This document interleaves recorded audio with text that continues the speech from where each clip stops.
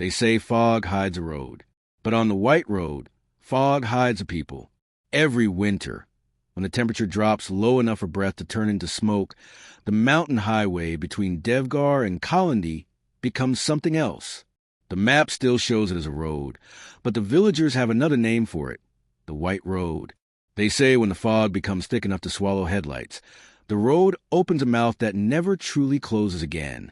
People disappear there. Not every day, not even every month, only on certain nights.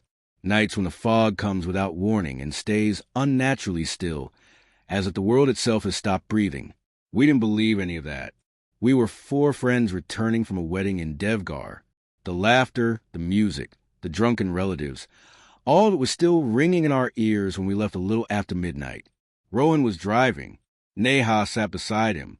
Samir and I were in the back seat. The heater hummed, and our breath fogged the windows from inside, while winter wrapped the mountains in silence. The road was empty. Too empty. Streetlights stood at long distances, their yellow glow swallowed by darkness. The trees leaned toward the asphalt like tired men, their bare branches scratching the sky. At first, the fog crept in slowly, rolling across the road like pale smoke. Rohan slowed the car. "Visibility's dropping fast," he said. Neha glanced up from her phone. This fog came out of nowhere. The headlights began carving narrow tunnels through white nothingness. The road markings vanished. The world shrank to what the headlights could touch. Then it thickened, not gradually. Instantly, the fog slammed down around us, dense and heavy, as if someone had thrown a white blanket over the entire world. The road ahead disappeared. The trees vanished. Even the streetlights faded into dull orange halos. It felt like we were driving inside a cloud. Samir leaned forward. "Bro, I can't see anything." Rowan slowed to a crawl. "We'll take it easy." That's when the footprints appeared. Bare footprints, right in front of the headlights. They were fresh, wet, perfectly shaped, heel-arch toes. They formed one by one, as if an invisible person was walking across the road from left to right. But no one was there. The prints stopped near the center of the road.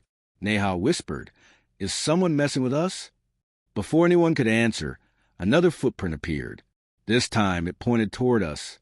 Then another, and another. They were walking directly toward the car. Rohan hit the brakes. The car skidded slightly before stopping. The fog ahead of us moved, not with the wind, with intention. A figure formed inside it.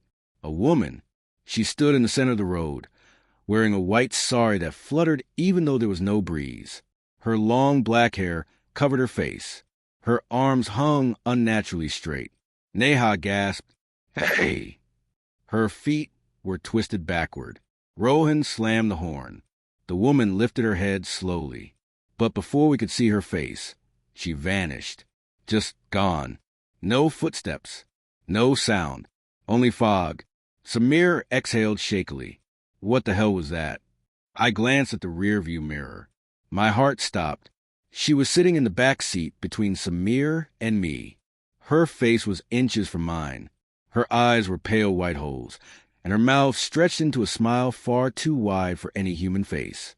Her breath smelled like wet soil and rotting leaves. Samir screamed. The car stalled. The engine died. The radio turned on by itself. A woman's voice crackled to the speakers, humming an old lullaby our grandmothers used to sing. Fog began seeping into the car, through closed windows. The woman whispered, her voice sliding into our ears like cold fingers. "Four entered. 2 will leave."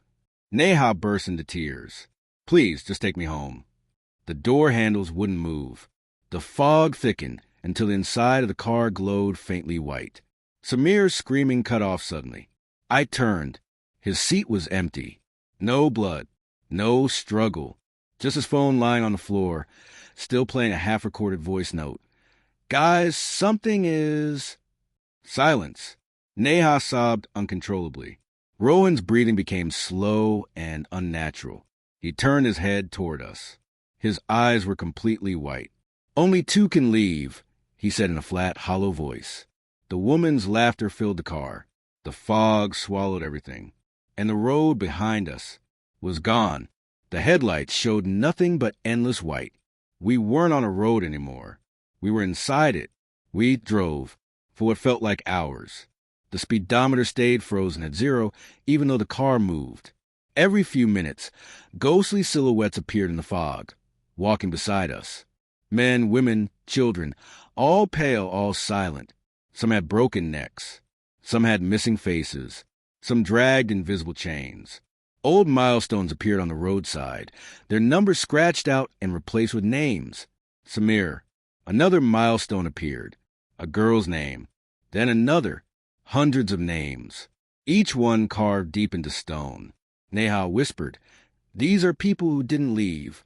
The road curved, then curved again, and again.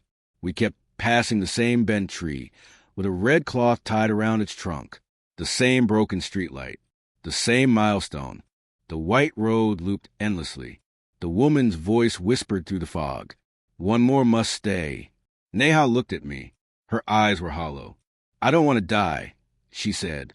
The fog pressed closer. Rowan began to smile. He opened his door, stepped into the fog, and vanished. The car engine started by itself. The radio stopped. The fog began to thin. I was alone. The car rolled forward. The headlights revealed asphalt again. Street lights. Trees. A normal road. I stopped the car and stumbled out. Behind me, the fog closed. The white road disappeared. I was found at sunrise by villagers. They asked where my friends were. I couldn't answer. But sometimes when winter comes, when fog crawls across the mountain road, I hear my name whispered from inside it, because the white road never truly lets you go. It only decides when to call you back.